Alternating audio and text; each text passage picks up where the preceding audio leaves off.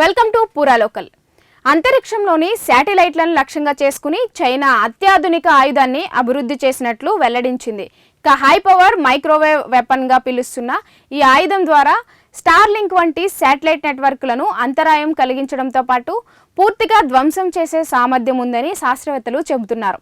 ఇక యాంగ్జీ ప్రావిన్స్లోని north west institute of nuclear technology శాస్త్రవేత్తలు TPG 1000 CS పేరుతో ఈ హై పవర్ మైక్రోవేవ్ వ్యవస్థను అభివృద్ధి చేశారు.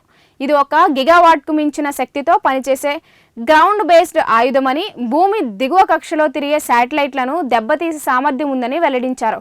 ఇక ఈ సిస్టమ్ 1 నిమిషం పాటు నిరంతరంగా 20 గిగావాట్ల శక్తిని ఉత్పత్తి చేయగలదని తెలిపారు. ఇక ట్రక్కులు, నౌకలు, విమానాలు మాత్రమే కాకుండా అంతరిక్షంలో కూడా దీన్ని వినియోగించేలా రూపకల్పన చేశారు.